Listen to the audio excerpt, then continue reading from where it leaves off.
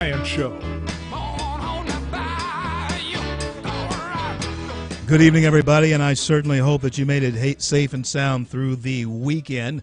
This is the C.L. Bryant Show, and I am C.L. Bryant. I want to thank each and every one of you for tuning in, coming along on this journey with me, even though you're hearing me most likely at 710 Keel.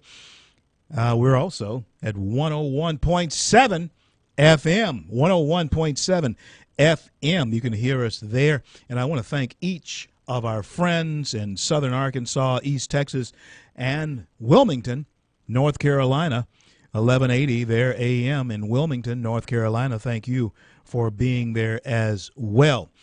Throughout the fruited plains of this great nation, the greatest success story the world has ever known, America, we are streaming live.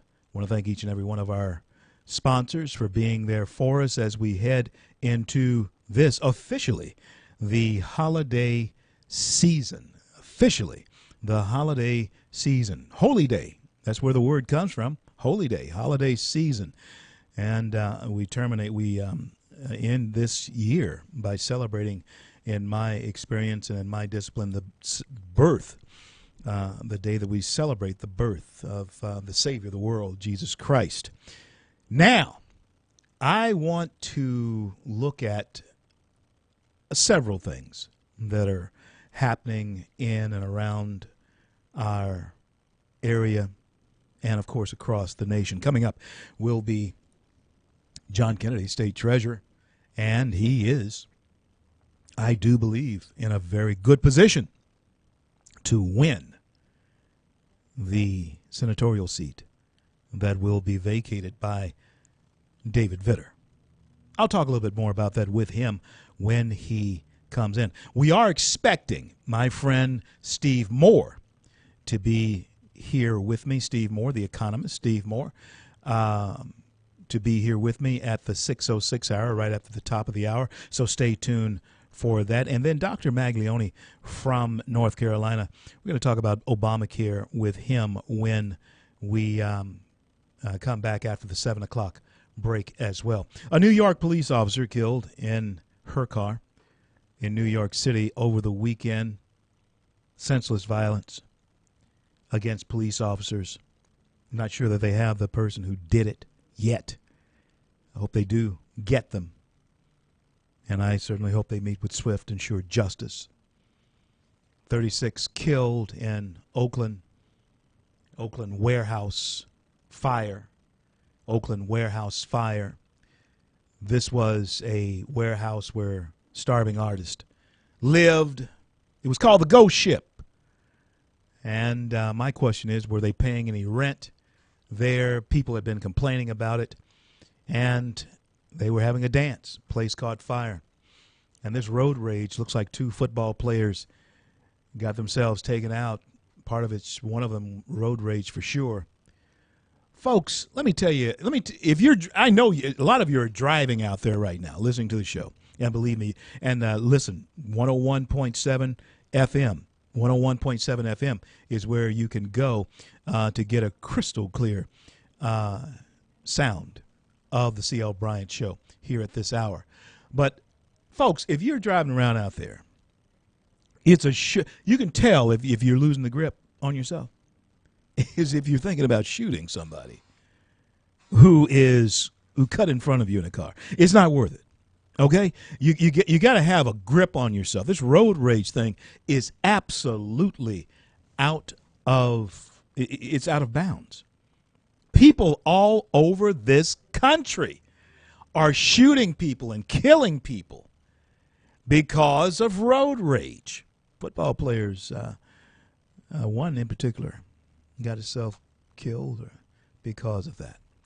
And our president, when he looks at Saturday Night Live, he gets into a road rage mood with his Twitter. But you know what? I think Vice President Dick Cheney, former Vice President Dick Cheney, said it best about Trump.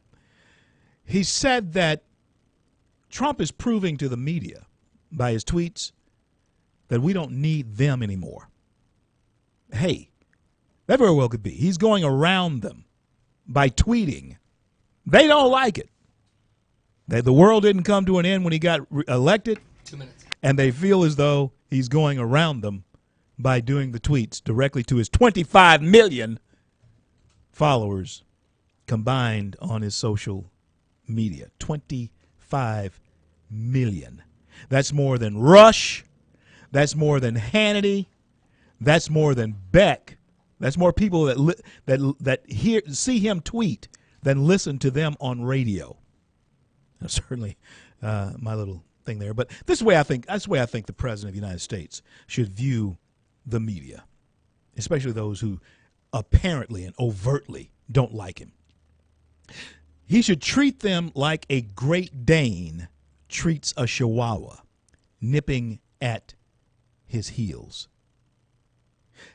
You should be too big to actually retaliate through something like a tweet. Just go on. Just move on. It's just dogs yapping. But hey, I really like the new sheriff in town. I really think that it's going to usher in a new way that the presidency deals with the media and the media deals with the presidency. Although understand this now, we still need to be watchdogs over those who are elected to office. The media traditionally have been that, although they have become working arms of progressive liberalism. I'll be back in just a few minutes with the treasurer, state treasurer of the great state of Louisiana, John Kennedy, when I return.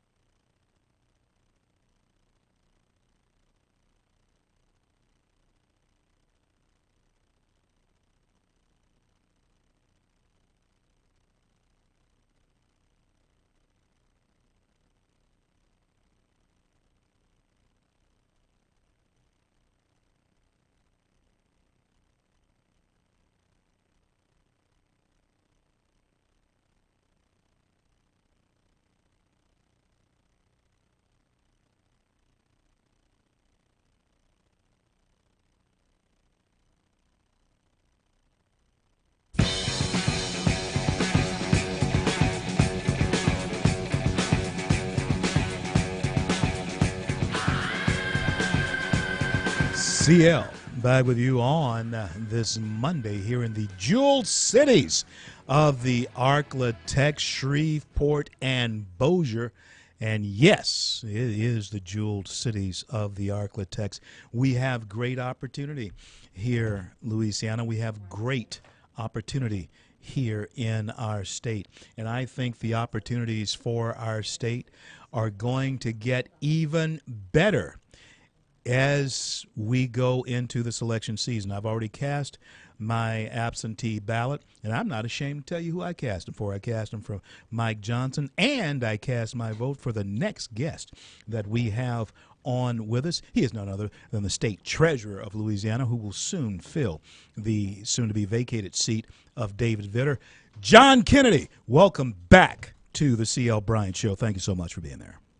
Thanks, CL. Thanks for having me, man. Merry Christmas to you. Merry Christmas to you, sir. And I won't say prematurely, Senator Kennedy, but I do certainly believe and hope with all my heart that that will be the position that you will hold after the 10th of this month. How's it looking for you? Well, we're working very hard, CL. My poll numbers are very strong. Turnout's going to be low. I hope I'm wrong in that prediction, but I'm basing it on what Secretary of State Tom Shedler says. We always have lower turnout in December runoff, so this isn't the first time. But people just have got to go vote. You know, folks died for the right to vote, of each of us to go vote. Absolutely. And Treasurer Kennedy, if you would speak to this, why would we send any type of Democrat to Washington at this point in time when it appears that we as Republicans and those of us who have a conservative slant, I just love the ad that you have out there that, yes, love is still the answer, but you need to own a gun just in case. I love that, man. That is fantastic. Thanks, yeah. But now tell us what would be the sense in sending a Democrat to Washington? Well, no, but the good news about this race, I mean, we started with 24 candidates. We're down to 2. And nobody will confuse Commissioner Campbell and me. I mean, he's a Democrat, of course. I'm a Republican. Commissioner Campbell's been a liberal all his life. I'm a conservative. He supported Secretary Clinton. I supported Mr. Trump. He will go to Washington, D.C. if he's elected and do whatever the Democratic Party tells him. I believe in more freedom. He believes in more free stuff, and he thinks taxpayers ought to pay for it. I think we can spend the money we earn better than government can. Oh, absolutely. Absolutely. Commissioner Campbell thinks that government can spend the money you and I earn better than we can. So we just have a fundamental disagreement. He supports so-called Obamacare. I oppose it. I think it's terrible, and we need to start over and replace it with something better. So that's the good thing about this race. It's not, people won't look at the candidates and go, well, we're confused about who's who. I mean, it's a very dramatic difference between the two of us. Absolutely, there is, folks. There is no doubt about it. Let's talk energy here. As you know, gas and oil and gas is lifeblood here of Louisiana. Louisianians are looking to the next United States Senator and even the congressman that we're setting up, hopefully Mike Johnson, to bring home the bacon here for us in the form of what can you do for us here at the House. When we're talking about energy, give us an idea of what we might expect. Well, the first thing we need to do for energy and for business in general, CL, is to get government off their backs. The regulations, the methane gas emissions regulations, the well control rules, the waters of the United States rules. I know those don't mean a lot to many listeners, but these are rules that have been promulgated and passed by the bureaucrats in D.C. over the last few years. They're outrageously expensive for business to implement, and that's part of what's wrong with our economy. I mean, all these rules and regulations I think they cost about at least a half a point off our gross domestic product. So that's step number one. Step number two, we've got to open up drilling in areas where we know there is American oil and gas. off the eastern seaboard, on public lands, on ANWR in Alaska, in the Beaufort Sea off the coast of Alaska. I mean, we have enough oil and gas which can be drilled for very safely without hurting the environment, without hurting anybody. We have enough to become energy independent, so we don't have to depend on other countries, including but not limited to the Middle East. But the problem for the past 8 years has been that the administration in Washington just hates oil and gas, and the President Obama has done everything he can to try to hurt the fossil fuel industry, and it's hurt America. It's sure hurt Louisiana. I can tell you, oil and gas is 40% of our state gross domestic product. And if we were to increase that percentage as far as the production of that is concerned, you know that the mantra of the president-elect is "Let's make America great again." Senator Kennedy, well, prematurely, Treasurer Kennedy, what do we do? What do we do, in your estimation, to make Louisiana our home state? Both of us are homeboys here. Well, what do we do to make it great again? We need jobs. I mean, we desperately need jobs. Our economy is weak. Part of that is related to oil and gas. Agriculture, including but not limited to timber, is a huge part of our economy. Timber never has completely recovered its prices from the recession of 2008. Businesses in general, banking, most of our banks are small community banks. They're being regulated to death as a result of Dodd-Frank, which means they have less money to lend. They're just so. I mean, that's all of those things for the reason that we are number 3 in America unemployment rate. We have the 3rd highest unemployment rate in the country. And that's not good. And it's not good. Let me say this to you, and I am pulling for you, and we certainly hope that you do a great job once you do assume the office of United States Senator. And you just promised me one thing: you'll come back on once. I will. Okay. Seal. Listen, God. I'd like to come on regularly. I mean, I will. I'm not. If I'm fortunate enough to win this race, I'm not moving to Washington. Yeah. I mean, I'll have a place to sleep up there, but my home's going to be in Louisiana. I'll be back quiet. Fantastic. So many issues. There's the music. Listen, Treasurer Kennedy, God bless and keep you. Run hard. Thank you, CL. We'll talk to you God soon. Bless you. Yes, sir. Bye-bye. I'm CL. Be right back.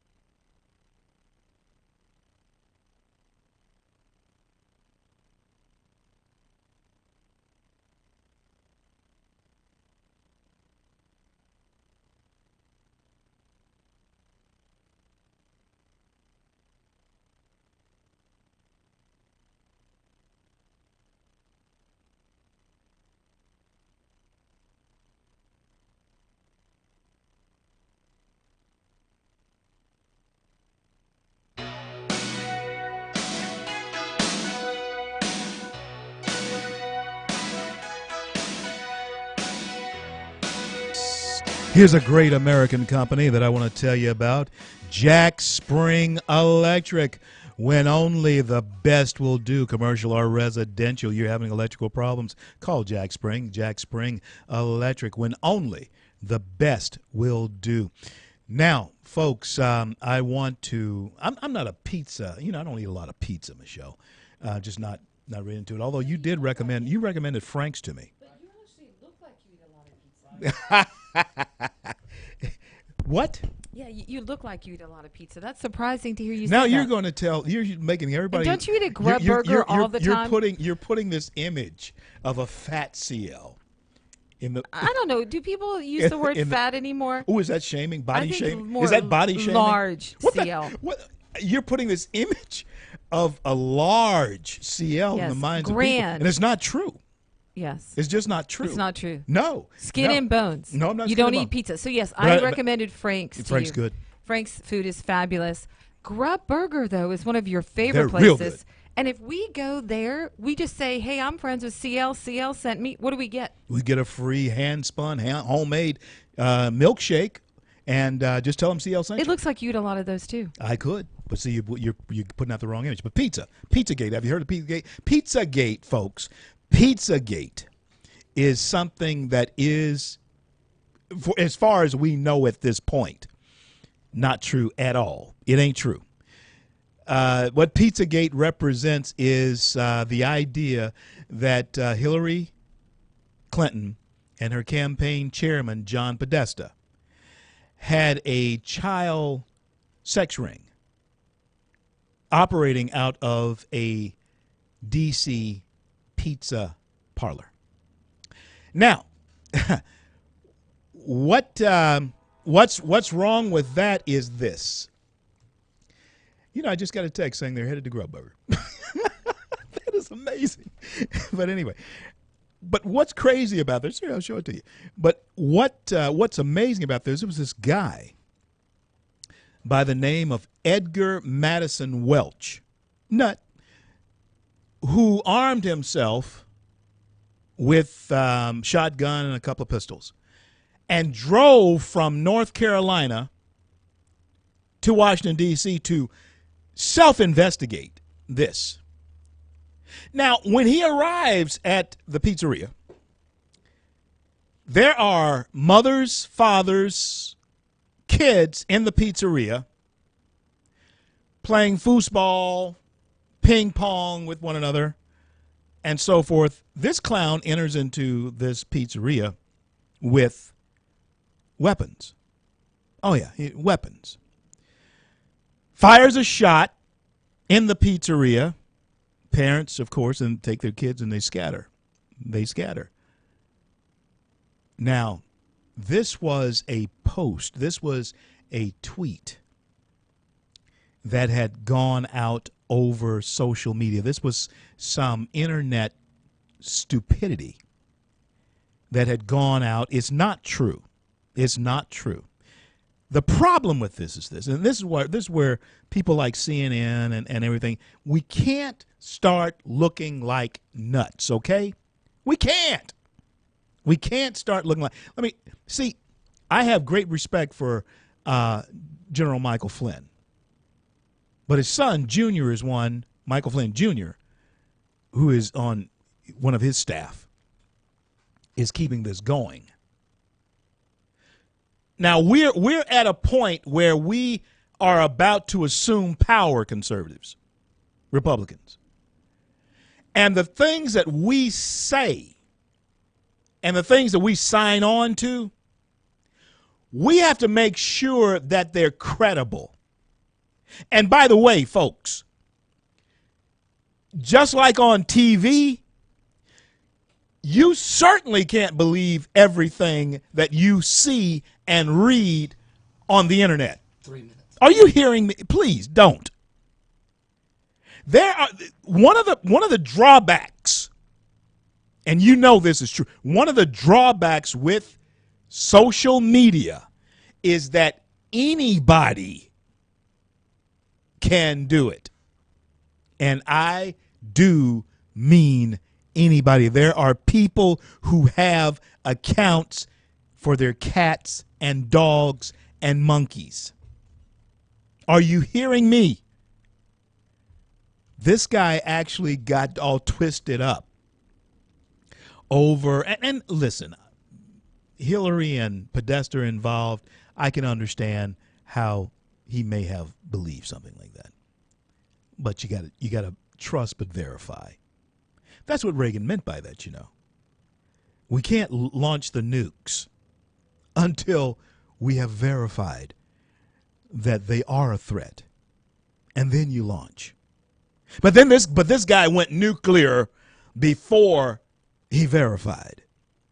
And if he had just verified, well, he wouldn't be arrested right now on assault with a deadly weapon charge, which he should be arrested for an assault with a deadly weapon charge. Now, it also gives place for people like Al Sharpton to say that, well, if he had been black, he'd be dead. Well, he wasn't black. He was white. And yes, they had the guns drawn on him. But I guess he had the common sense to throw his weapons down. And he lived. But the whole point is, D.C. pizzeria attacked by a nut who didn't verify the things that he was up in arms about. Now, when I come back at the top of the hour, after the top of the hour, we're going to have on with us economist Steve Moore. Now, I've been on the road with Steve on several occasions now, and I'm really trusting. I know I'm really trusting that Steve makes it onto the show. I want to thank each and every one of you for being out there. Bailey's Fine Jewelers, Tiger Axle, Milam Cars, Chevyland, along with Subway and Yoakum Toyota. Thank you for sponsoring this segment of the C.L. Bryant Show. Be right back.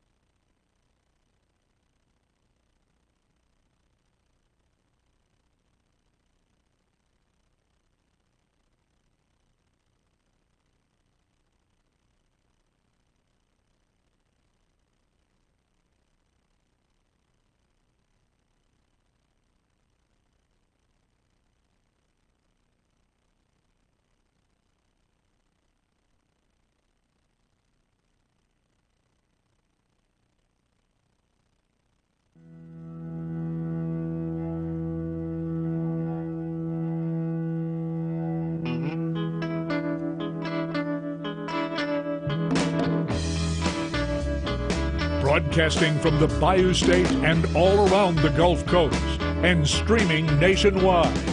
This is the C.L. Bryant Show. CL back with you on this Monday here in the jeweled cities of the Arklatex. I want to thank Yoakum Toyota, Bretches Insurance, Grub Burger, Red Wing Shoes, SS Truck. Hey, you want to make that truck high profile? Go see Dustin. SS Truck. And Weimer and Associates. All you business owners out there, you need to talk to Ken Weimer. All of you business owners out there, you need to talk to Ken Weimer.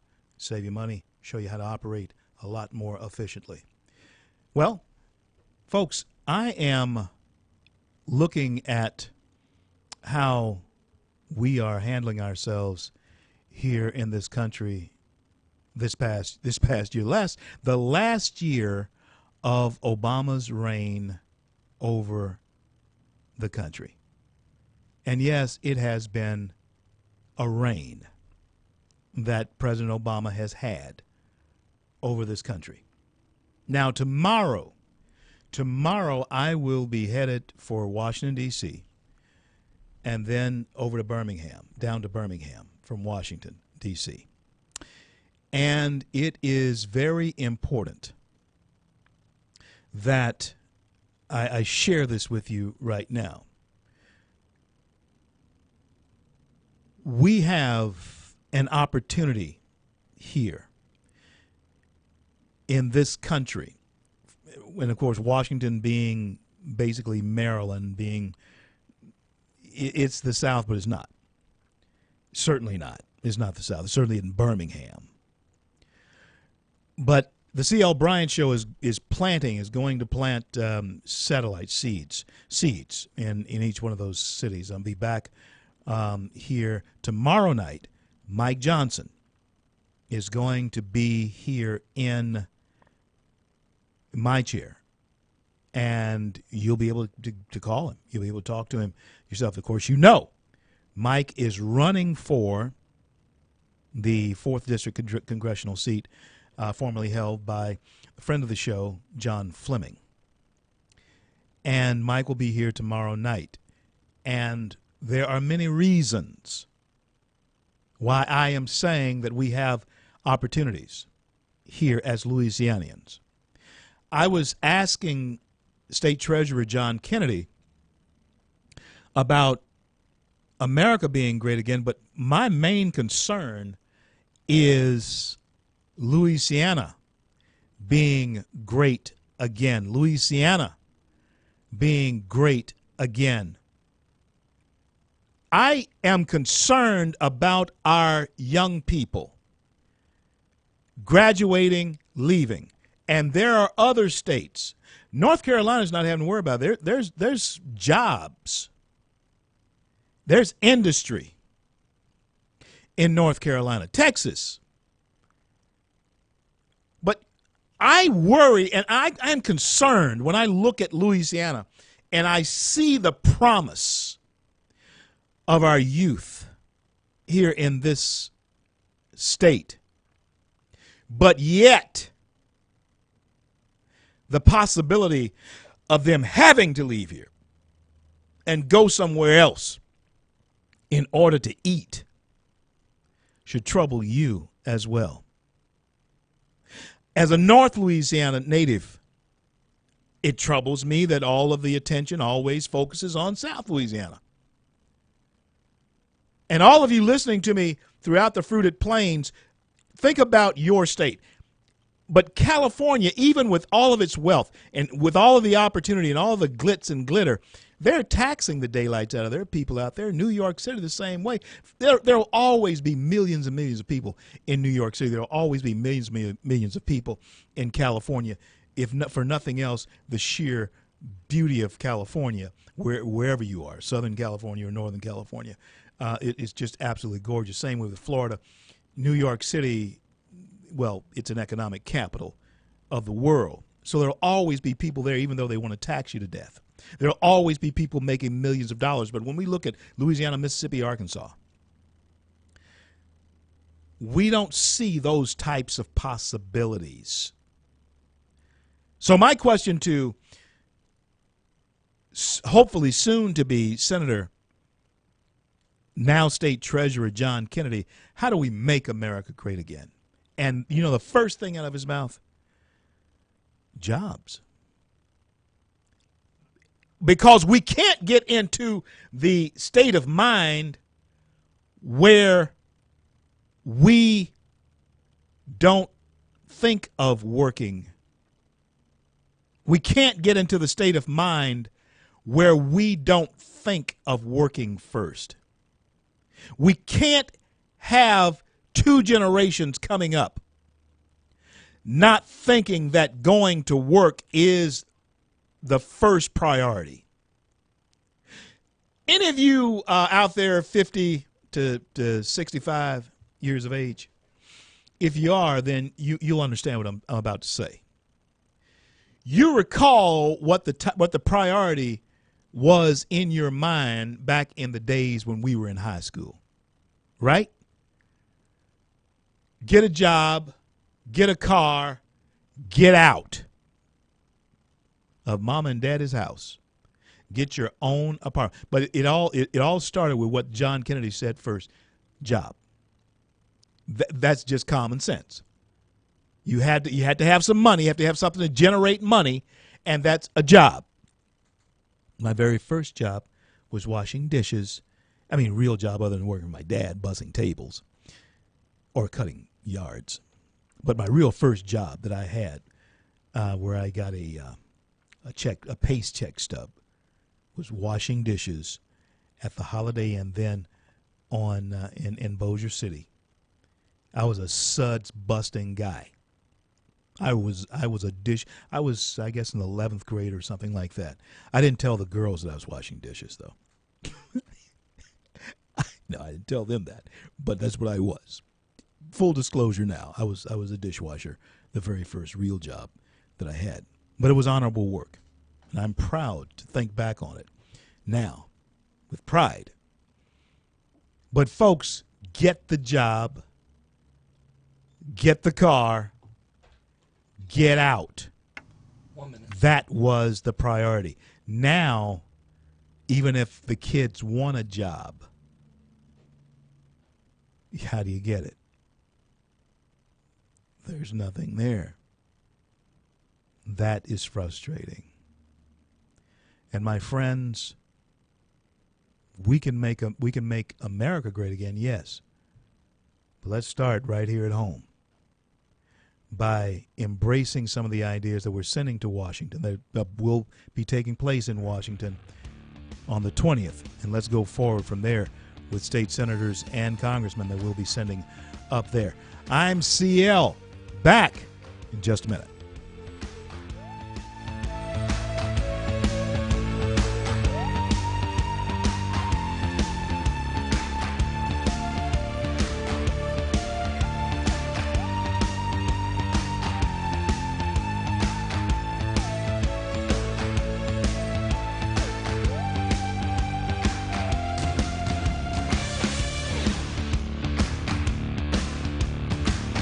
Paranoia is in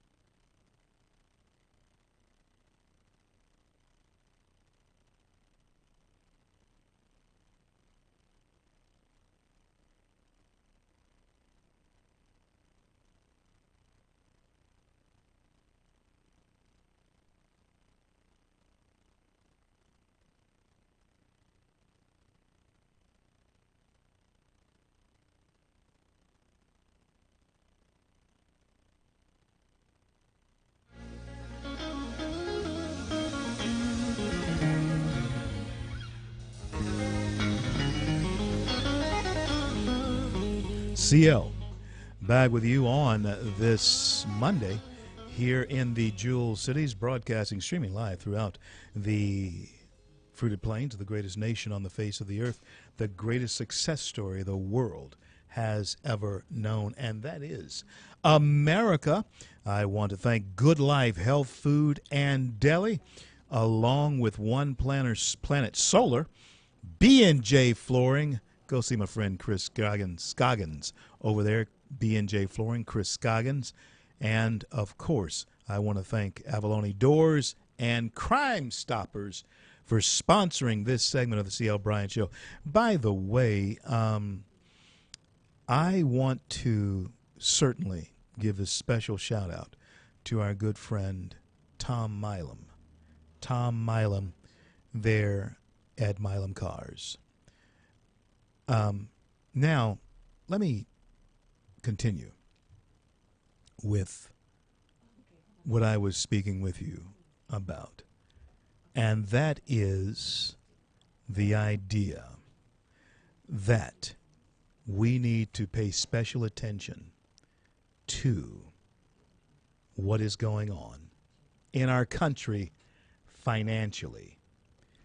And to bring light to that is someone who has the mind, one of the great minds in our country, someone who I have been on the road with and have had a chance to see him close up give his idea about our nation. Do we have Steve, Michelle? Okay. And we're going to bring Steve up here in just a little bit. But in the meantime, I have the Caddo chair, the chairman of the Caddo Parish GOP, none other than Louis Avalone. Thank you so much for joining me. Hey, CL, thanks for having me. Well, listen, Louis, you know that we're trying to stimulate, Trump will try to stimulate the economy. Now, you and I were talking about this before the election. And now we see what happened with Carrier as far as Mexico is concerned. Now, let's talk about this. You're a businessman. Not only are you an attorney extraordinaire, you're a businessman. What does it say to you when we offer the type of incentives that Trump offered to Carrier? Is he opening a Pandora's box? Was it a good move? You talk to us about it. Well, I think first and foremost, and I think more than in any time in my lifetime, what we are seeing is the President of the United States hiring individuals in our government who are actually eminently qualified to do the job that they are being hired to do. It's not a political payoff. It's not a political choice. These are men and women who are good at what they do. And I can say that in my entire lifetime, I have never seen the type of qualifications that these men and women are bringing to our country. It is indeed inspirational, and it gives me hope for our future. Now, with respect to what you had asked me about with respect to Carrier and whether or not he is opening up Pandora's box, no, I don't think so at all. I think this is exactly the reason that he was elected. And what I think people need to recognize, CL, is that some of the things that he does, it is posturing, because in business, you're always negotiating. Always. Always. That's true. And you're not going to broadcast to everyone exactly, what move you're going to make. And that's not that you're being dishonest, but in business, it is much like a chess game. And right now, Donald Trump is moving his pieces into place, and he's telling folks, hey, the mood of our country has changed. The leadership has changed. And if you want to do business in our country, then you need to honor our country and the men and women it go. I absolutely agree with the way you put that, and in the chronological order, the order that you put that. Let me tell you why. When I look at what happened, I think it was Friday when this happened, the president of Taiwan, the democratically elected president of Taiwan, simply called President-elect Trump and wished him well as the future president of the United States. And I am seeing people's heads explode, and I'm hearing people reference that we are insulting the Chinese. I like what you said about he is sending a message that business will not be conducted as usual. And my question is, Lewis, who are the Chinese to tell a duly elected American president who he can and can't talk to? It seems as though the Chinese are used to pushing the president around with the way they're reacting to this, or the way the CNN and people like that want to portray them as acting. There is a new sheriff in town, isn't there? There is, and as you pointed out, he's Democrat. The Taiwan president is democratically elected. While on the other hand, we are paying homage in the mainstream media to Fidel Castro, and no one head is exploding other than conservatives and other than reasonable people who understand the type of terror that this man has imposed upon his people, one of the poorest countries in the entire world. And it's just amazing the prism through which these individuals in the mainstream media filter what they get offended by and what seemingly should be honored.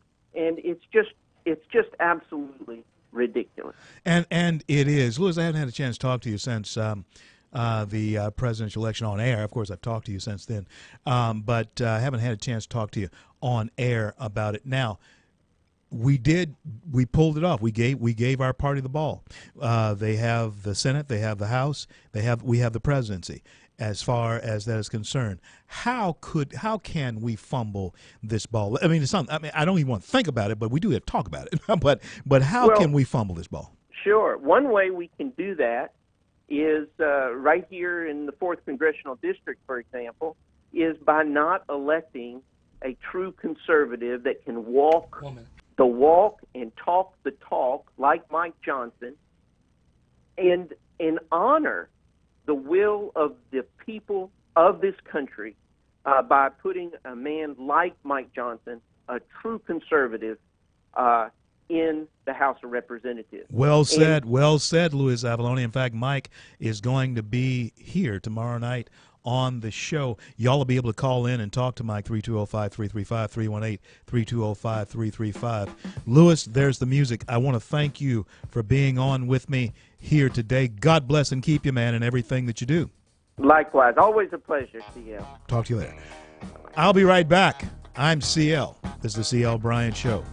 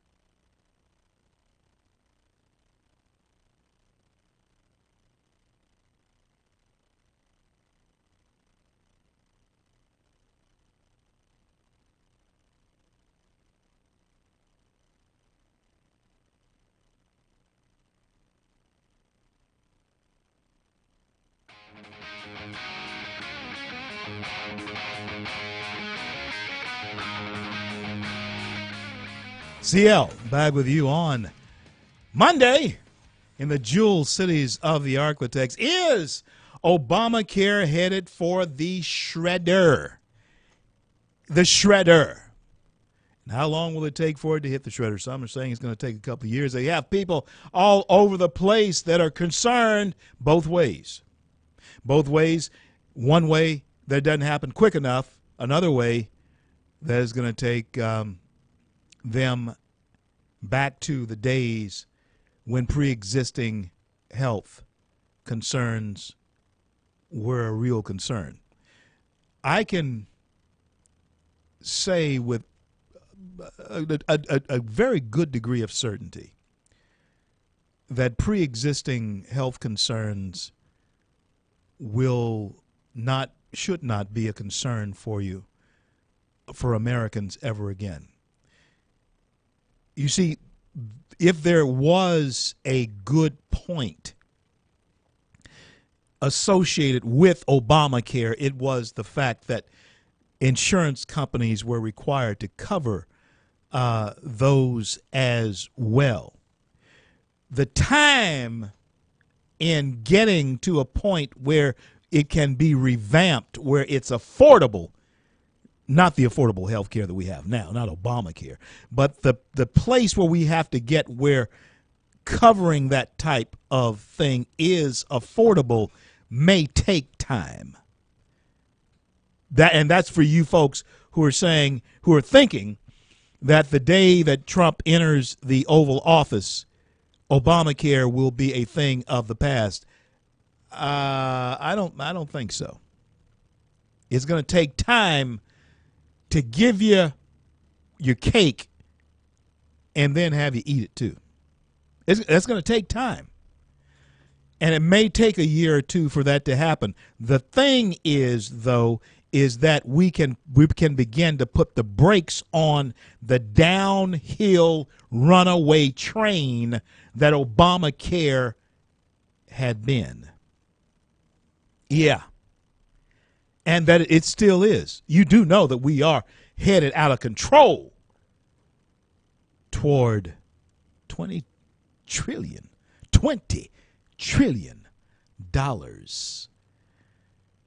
in debt. America. And we're worried about what the Chinese are saying about the Taiwan president calling the president-elect here in America and wishing him well in his presidency. And then let me tell you something. For the last 8 years, the Chinese have had their way. Even before it happened under Bush too. Bush was shoved around too. That's why Trump has been calling the politicians on the Hill in both parties chumps, because the Chinese have been treating them like chumps. Michelle, you were with me. The first question I ever asked Donald Trump was in New Orleans. Yes, it was. And it was about the Chinese. Yes, it was. And he was saying that the Chinese were treating us like chumps. And now that he's about to take office, do you think Trump's concerned about what the Chinese have to say about his actions? 2 years ago. He wasn't even running for president then. And he did, I want to tell our audience, admire the intelligence of our host. He was enamored with Mr. Bryant. CL, there are people that think that the threat of China economically on America is an actual worse threat than ISIS, because the Chinese have it set up, just like what you said earlier, that they try to tell our president who he can and cannot talk to. Donald Trump is the last line of defense against an economic takeover that our country in the 200 plus years has never seen before. Yeah, there's a new sheriff in town, no doubt about it. And people do squabble back and forth about NAFTA. What is he going to do about NAFTA? The carrier situation, CL. And that's what we're going to talk when we ever get Steve Moore on the show. We're going to talk about carrier. You know, Sarah Palin. I know Steve. He's notorious for that. We're going to get him, though. I'm relentless. But CL, Sarah Palin saying it's crony conservatism. What do you think about that? Crony capitalism. Well, Sarah coming from the grassroots the way she did, this is one of those things that you don't want to open a door. That's why when I was talking to Lewis, I was asking him, does this open a Pandora's box? But be to something specific on like what that door is. We're talking about tax credits, CL. First of all, taxes are not Republican or conservative in nature to begin with. Well, we're the ones that say, let's not overtax businesses so that we can do business. Louisiana, for example, is not like Texas. But when you start talking about cronyism, now there's cronyism. You're talking about a special dispensation of government funds to a certain business. Now, this is what you run into, and I don't believe we're going to run into. Like I think Trump. right. I think Trump is just sending a message Yeah. to other businesses. But you don't want other businesses to say, "Well, I want the same deal to stay here that Carrier got." And then they start to say, well, stay I'm here. going to, like, threatening to leave if you don't give me those tax credits. Yeah, you don't. But don't we need to you don't look want that. at re-looking at taxing all these businesses? Because all these people that have gone to other countries with their call centers, and, we call places and they're in Singapore and for you don't. AT&T. And you know what? I'm glad you brought that up. That happened to me with an Orbitz flight that I had booked, and I had to rebook it and everything. And Michelle. And listen, folks, I full disclosure, I don't have anything against anyone with a foreign accent that I can understand. But anyway. But if I'm calling an American company. I'm calling a supposed American exactly. company Why am to I take, as an having to- American, Yes. booking a flight in America Right. or rebooking a flight in America, and I can't understand or make them understand what I'm talking about. That bugs me. It really does. And so you don't want companies to start lining up saying, I'm going to Taiwan if you don't do something for me. I'll be right back. I'm CL.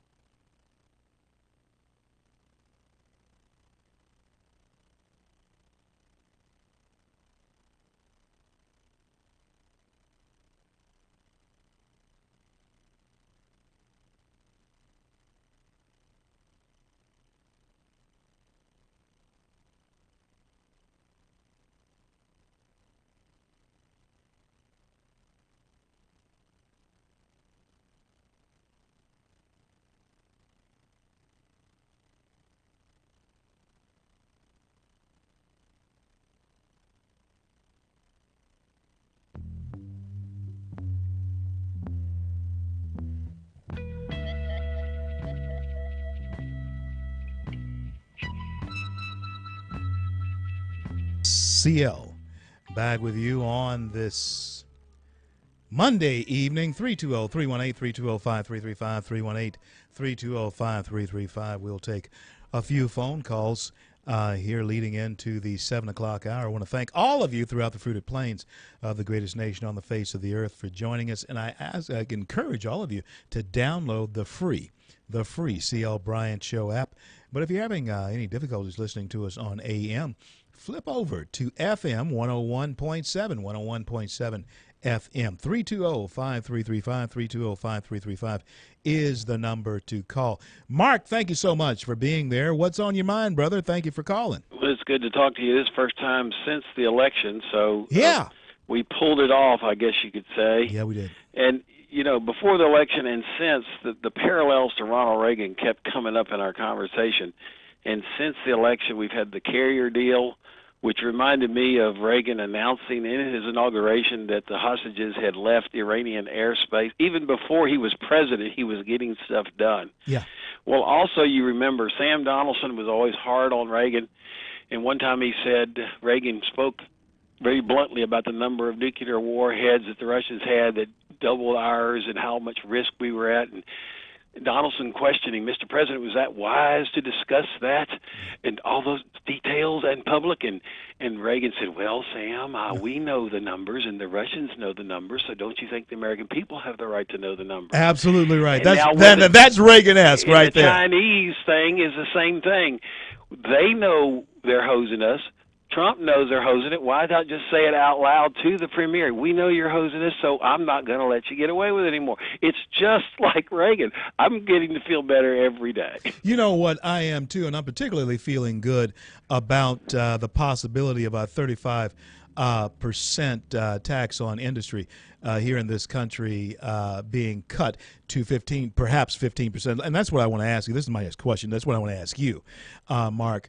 I know what you do for a living. I'm not going to broadcast to everybody, but I know what you do for a living. Let me ask you this: in your expertise, do you think that 15% is a real figure for a corporate tax? Well, I'm not a tax expert, but I know generally on cutting taxes, whether it was Ronald Reagan or John F. Kennedy, they all understood that if you cut taxes, that's money left to lower prices, lower inflation, and then extra money goes into R&D, jobs, more production, which causes more taxes to be. You know, Reagan's tax cut led to more revenue for the federal government, an increase in revenue for the federal government. And I guess the Democrats either don't understand that or they don't want to understand that. So whether it's 15 or 20, I'll let the economists and the bankers determine where the exact balancing, where that floater should be. Between those tensions, yes, you need to generate revenue, but I mean, let's face it, they've been lying to us for 8 years. The economy has been flat the entire period of the Obama. Yeah, it's and been as flat. I told a liberal friend of mine, you don't think he'll be reelected? The difference between what it's going to be like 4 years from now and today is going to be so stark. In the economy, people know when they're hurting. They don't have to turn on TV to find out if they're hurting or not. They know if they're hurting. So that goes back to what you were saying. 4 years from now, they're going to feel good, and they're not going to need to be told by CBS or CNN that they're doing better or not. That goes back to what you were saying about Reagan saying to Sam Donaldson, "Well, Sam, you know, the Russians know how many nukes they have, and I know how many nukes they have. How come the American people can't know how many nukes they have? The people who are hurting in this country, they know how they're struggling to pay their bills." Just like the carrier employee who called in and knew that he was about to lose a job or have to move to Mexico, and he called to thank Mr. Trump personally because he knew that he was the difference. He was the difference, and he was the difference. Now, and some of them were actually rank and file Democrats, but realized this is real stuff here. This isn't rhetoric. So when we talk about the supposed Sam, I'm gonna drop you now. I have the economist Steve Moore on the line with me. I need to talk to my good buddy. Okay. Thanks so much for calling. All right. I am going to welcome to the studio to the show right now, economist Steve Moore, and you're listening to the CL Bryant Show. throughout the fruited plains of the greatest nation on the face of the earth, the greatest success story the world has ever known, and that is America. Steve Moore, welcome to the C.L. Bryant Show. How are you, brother? I'm great. How are you? I am doing fantastically well, and I want to thank you for coming on the show with me here. Well, my pleasure. You're one of my heroes, so I love to come on your show anytime. And we've got my goodness, this is such an exciting future we've got ahead of us. I'm still haven't come down from cloud nine on election day, and looking what we're going to do with the taxes and the regulations, and bringing development back to the cities of this country that have been left behind because of liberalism. And there's so much we can do working together, over the next, in my opinion, over the next year or two. The two gentlemen, Mnuchin and Ross, that the president-elect has selected to oversee our economy, give me an idea of why so many in the grassroots have perhaps pushed back against them. I think they're excellent choices, but you have a better insight into that. Are you talking about the cabinet? Yes. Well, it's a fantastic group of people. For the most part, by the way, I certainly hope that Mitt Romney is not going to be the Secretary of State, because he did everything he could to try to destroy Donald Trump. But you look at my friend Tom Price, who is going to be the HHS secretary, and he's going to, lead us to a free market system in healthcare that's going to lower costs and give people higher quality. And then, I'm so excited about what happened today. I'm sure a lot of people have heard the news that Ben Carson will be the Secretary of Urban Development, and we haven't had urban development in this country for 50 years. That's true. Because we've had so much welfare spending, and we've had, we keep giving money to these inner cities, but we don't really change the culture of these cities and bring enterprise to these cities. I think Donald Trump is highly committed to doing that through school vouchers, by getting crime off the streets, and those kinds of initiatives that are so important to making businesses want to invest in these places. When we return, and Steve, I will ask you to hold for me through the break. Sure. When we return, I want to talk to you about the Secretary of Treasury and the Secretary of Commerce and the reality of the corporate tax being cut from 35 to somewhere around 15. Steve Moore, founder, Club for Growth, when we return. I'm CL.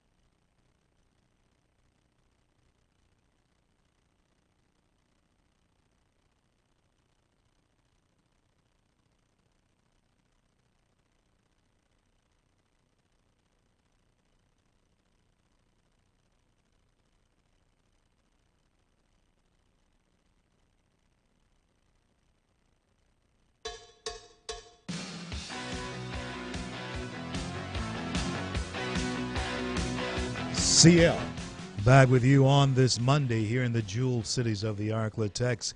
And I want to welcome aboard all of our friends in southern Arkansas, East Texas, and throughout the fruited plains of the greatest nation on the face of the earth, the great success story that is America. And on with me is one of our native sons, one of the success stories here in this country. I am privileged to have time to spend with him, and he welcomes me in as a friend. He's a fellow of mine with Freedom Works as well, and he's the founder of Club for Growth, one of the great minds in our country, economic minds in our country, and that is none other than Steve Moore. Steve, I was going to ask you about the appointees for Secretary of Treasury and the Secretary of Commerce, Ross and Numpchen. Let me ask you this. Are they the choices that the grassroots will eventually want to live with, in your opinion? Oh, I think so. I mean, Wilbur Ross, very successful businessman and investor, and he knows how to hire. He's good for the Commerce Department because he actually knows about hiring people and how to make businesses work, and that's what we need in this country. And then my friend Stephen Mnuchin worked as an investment banker and really knows a lot about the tax code, knows a lot about the nation's finances. He and I worked together hand in hand on this Trump tax plan. You mentioned it before the break. You know, that we're going to cut the business taxes from the highest in the world, the United States, to the lowest. And here's the thing that a lot of people don't know about that tax plan, by the way. That's going to apply to all 26.5 million small businesses in this country. It's not just for the rich, big companies like General Electric and Boeing and Microsoft. Every business that has a profit and reinvest that money into the business to make it grow faster will be taxed at only 15%. That's like rocket fuel for the U.S. economy. That is rocket fuel for the U.S. economy. Now, the move that the president made with Carrier and keeping them from moving lock, stock, and barrel to Mexico, right, does that open a Pandora's box, or was that something, in your opinion, that was brilliant, that was a stroke of genius? Well, it's a great question, and I think I was on Fox News yesterday making the point that I really applaud what Donald Trump in the situation of Carrier, of just basically going to this company in Indiana and saying, look, don't leave the country now. Don't go for Mexico now. I mean, we've got tax cuts are coming. We're going to get rid of the cost of Obamacare. We're going to reduce the regulatory costs that strangle so many of our businesses and make it impossible for them to make money. And he said, you know, this is the time you want to be investing in America, not investing outside of America. And, you know, that was the carrot, you know. So what I'm saying is if he's using the carrot of, you know, we're going to have lower taxes, less regulation, you know, less, of a heavy hand of government, then I'm all in favor of that. And I think that's what happened in this case of Carrier. What I do not approve of is using a big billy club to intimidate companies and using the strong arm to, prevent them from doing what they think is in their economic self-interest. So there's this fine line there.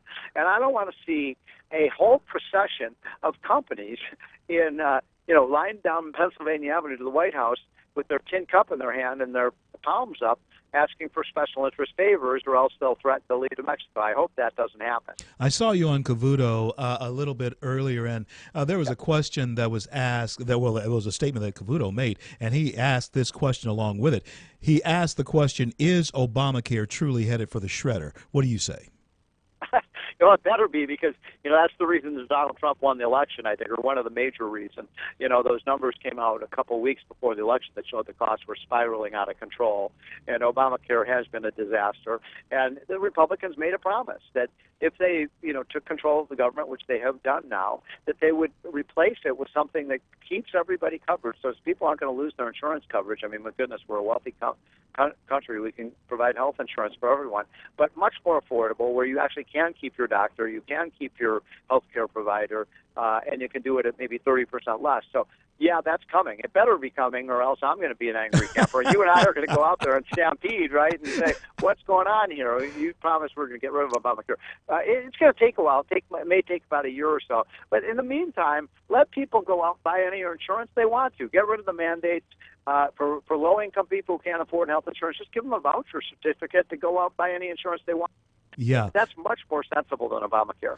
Absolutely, it is. In fact, those folks, I think the last place we were together was in Pittsburgh or someplace like that. But anyway, that was the pitch that we made. And I heard you say it very clearly that Obamacare was a thing of the past. This is the thing that people are asking as well, Steve. How realistic is it to take that corporate tax from 35% down to somewhere in the neighborhood of 15? Is that really real? Well, I'm not going to start negotiating now with you. I may negotiate with Chuck Schumer, the Senate, Democrat majority leader, but I am not going to negotiate with you. We're going to stick with 15%. We get to the final day, negotiating table. Who knows? Maybe it'll go slightly higher than that, but we're at 35, so. You know what? I'll don't tell anybody this, but I'll take half of that. I'll take 17.5%.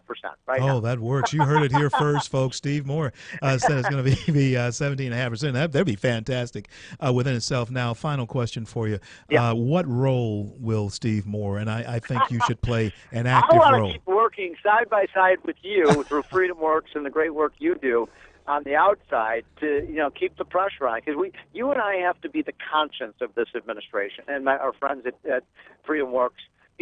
Look, I've been around politicians for 30 years. You've been around them a long time. Politicians are politicians. Sometimes they keep their promises and sometimes they don't. And we need to be there, you and I and the rest of the gang, to make sure they do keep the promises to the American public. And I think Donald Trump is a good man, and I think he will do that. But politicians are politicians. So let's do. And look, if Donald Trump calls me and asks me that he wants me to do something, you don't say no to the president. I love what I'm doing now with you, though. I think it's fantastic. I think we have a great thing going on, Steve, and I certainly hope that for the next 4 years we will be able to carry the good news of American prosperity to our country. Make America great again. Make it great again. Steve Moore, freedomworks.org, and he's a fellow with FreedomWorks, and he is our chief thinker as far as economy is concerned. God bless you and keep you, man. I'll talk to you again soon. Have a great week. You too. Yeah, folks, Steve Moore, and senior economist there at FreedomWorks in Washington, D.C. In fact, I'll be up there tomorrow trying to spread the good news of the C.L. Bryant Show all over Virginia. We're headed up that way. Stay with me. I'll be right back.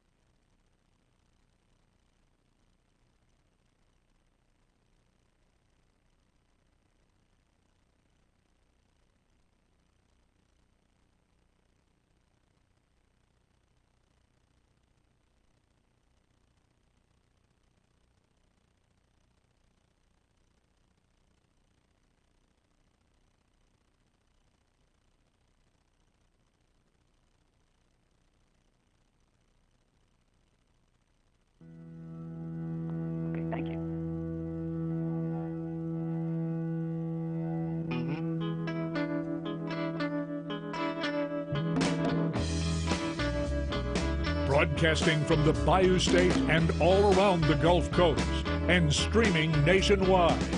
This is the C.L. Bryant Show.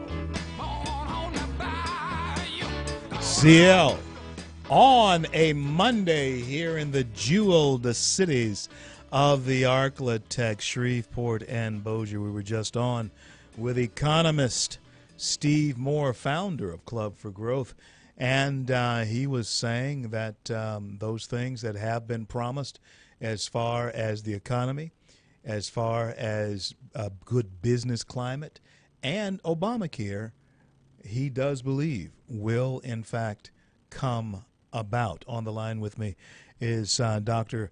Maglione in North Carolina. Wilmington is the area that he hails from. Welcome back, Doc, to the C.L. Bryant Show. How are you? I'm doing great. Hey, CL, thanks for having me on again, and haven't talked to you since the election, and boy, it's a better frame of mind now than we talked a month ago. Doc, isn't that the truth? I mean to tell you that there was a lot of animosity, tension. I mean, there was a whole lot of stuff going on. Now, you've written a book called Obamacare. Is that the name of it, Obamacare? Right. I wrote a book all the way back in 2010. I published it in 2011, and basically it was about all the things that were wrong with Obamacare, a couple of the things that were right, and it also gave solutions, of which now we're getting to the point where we're going to actually see some of them go into effect when Obamacare gets repealed and then replaced. And as I was mentioning, I was talking to economist Steve Moore, who has a direct line to the president-elect's ear. And he is looking at a shredding of Obamacare. But now let me ask you this, Doc, because this is the main concern for so many who are involved in the affordable health care system, and that is that the pre-existing conditions may be fumbled or overlooked or not taken care of. Do you think that that's going to be a concern in the revamping of Obamacare? No, I think some of the good things in Obamacare had to do with making sure pre-existing conditions did not exclude people from getting insurance, and I think that's a good thing. There's a couple of other things that will need to stay there, and I'm going to tell you right now that the president-elect, Trump, picked the most perfect person to head the Health and Human Services. That's Congressman Tom Price. Yeah. He's already written bills going back to 2011, and he's probably the most active person who has actually written legislature in Congress since Obamacare was passed. So he has a passion not only for repealing and replacing it, but he actually has a couple of bills that not only replaces what's needed, but also empowers patients, which is another word for choice. And I think that's just going to be a great thing for Americans. And long before anyone else, folks, Tom Price had already written a solution, a remedy to the affordable health care, Obamacare, as it had existed, long before he was called on to serve the administration. And I do agree with you that Tom Price is exactly what the doctor ordered as far as revamping this whole thing. Now, the president's legacy, President Obama's legacy, how do you feel that this will affect this president? Because the only signature issue that he has hung his hat on has been this. When it goes away, how does history then look back on Obama himself, in your opinion? Well, I think on this bill, it's going to be a catastrophe. I mean, if you were to have a medicine or a cure or a therapy for a patient, about 3% of Obamacare is actually good. 97% hurts people. And the concept of insuring people isn't the same as making people healthier. And that's a concept that people have to get away. Oh, we got these many people insured. Insuring people with Medicaid doesn't exactly make them healthier. I want to hold that thought right there. Hold it, folks. I don't want you all to miss what Dr. Maglione has just said. Insuring people does not translate necessarily to making them healthier. Now, on the other side of the break, I want to bring Dr. Maglione back with me, and we're going to look at this again as well as the legacy of Barack Obama. I do want to thank, again, our friends at Jack Spring Electric, where only the best will do, Grubburger, Chevyland, Milam Cars, along with our friends at Crime Stoppers, who sponsor this segment of the C.L. Bryant Show. Now, keep in mind, tomorrow night, State Congressman Mike Johnson will be sitting in for me. I'll be in Washington, D.C., and then over to Birmingham, planting the seeds of the C.L. Bryant Show. And I want to thank our friends at WLTT 1180 there in Wilmington for welcoming us into their family there at the great WLTT. And Dr. Maglione and both of us are both associated with that station and the great owner of that station. And I certainly do appreciate all of you throughout the Fruited Plains for being here with us tonight. I'll be back in just a few minutes. Dr. Maglione, author of Obamacare.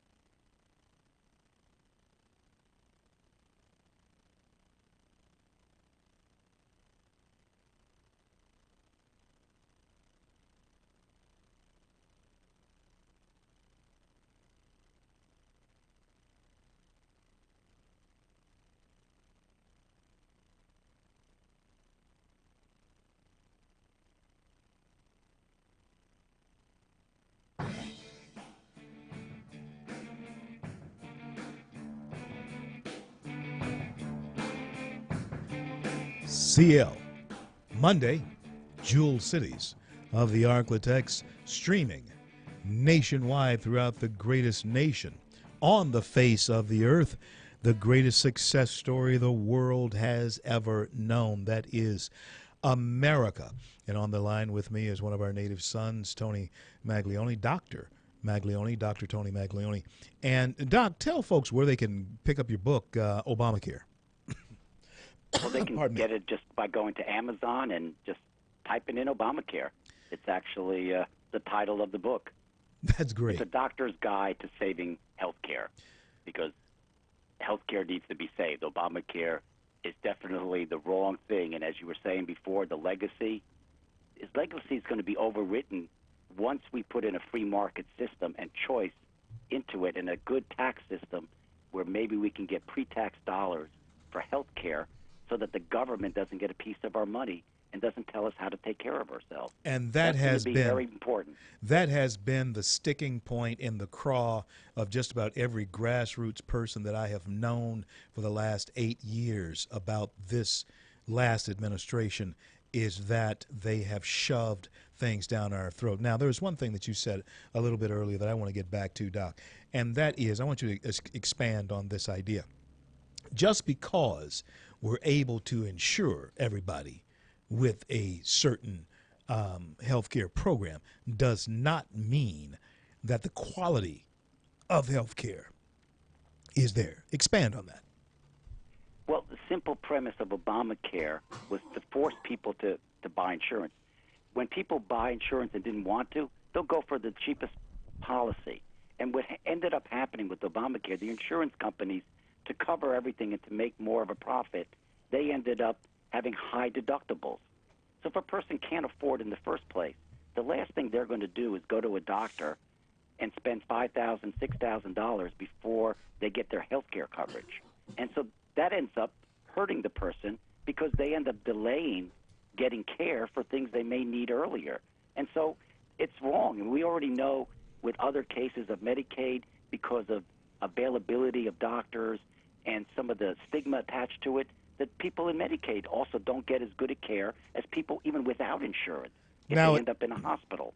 Now, admittedly, we did need to keep in place something that does take care of pre-existing conditions. But that aside, if we were to compare the system that was in place before the Affordable Health Care System, just how much better, in your estimation, in your opinion, just how much better have we made this, if at all, by putting in play Obamacare than the system that was already there?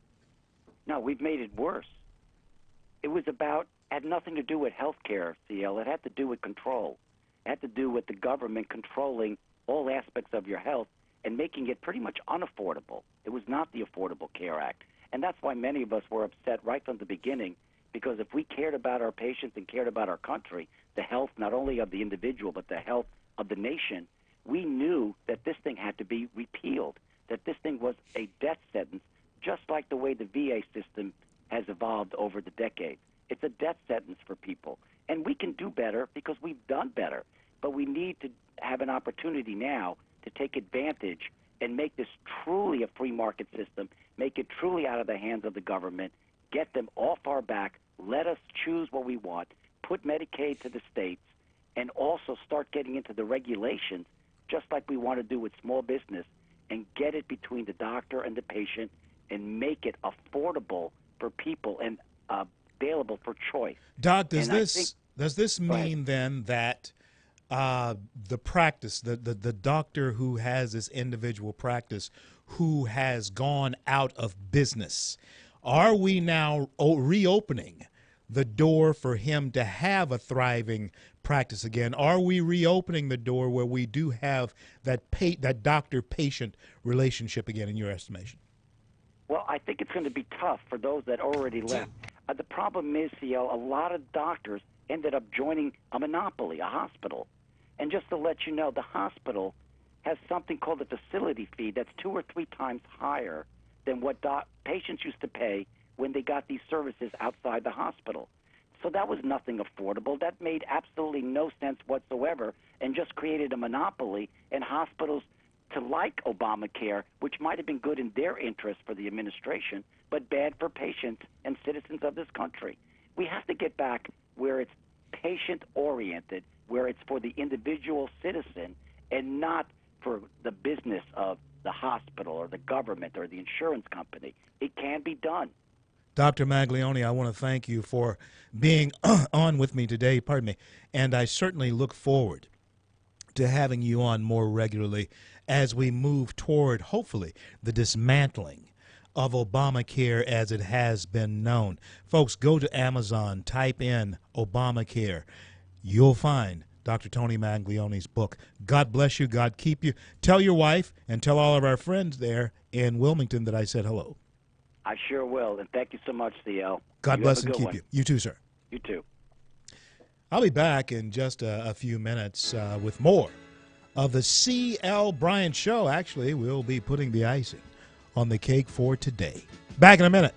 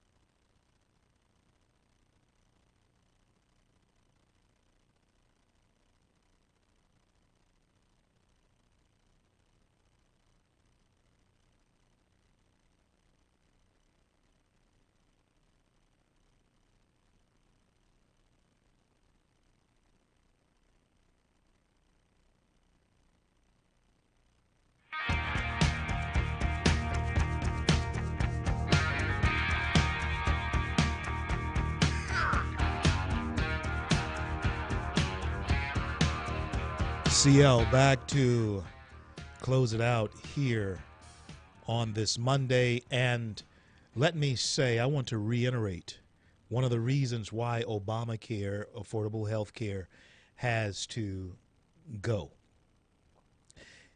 Even though, and all of you know this, but the progressive liberals don't want to admit it. But everybody knows this.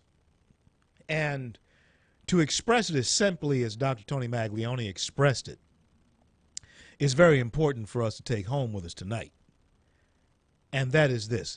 We have just about 5 weeks left before Donald Trump becomes president of the United States. President-elect right now.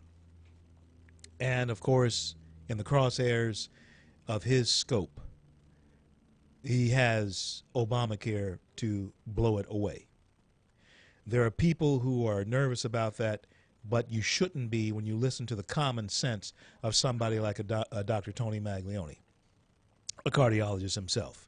And, of course, you know I have Dr. Claire Gray, who's a critical care doctor, who comes on the show often. There's other doctors, Dr. Raphael Villo, yeah, I don't want to murder his name. But anyway, Villarosa, who comes on the show. And I want to say this to you, and in the words of Dr. Maglione, just because something says that it is covering everybody, it does not mean that you are getting quality care. Now, the last question that I asked him was this. In dismantling Obamacare and then rebuilding it so that, yes, you do have everybody covered who has pre-existing health care, you're also recreating that relationship, hopefully, between doctor and patient, whereas you're the boss and the doctor works for you and not the hospital.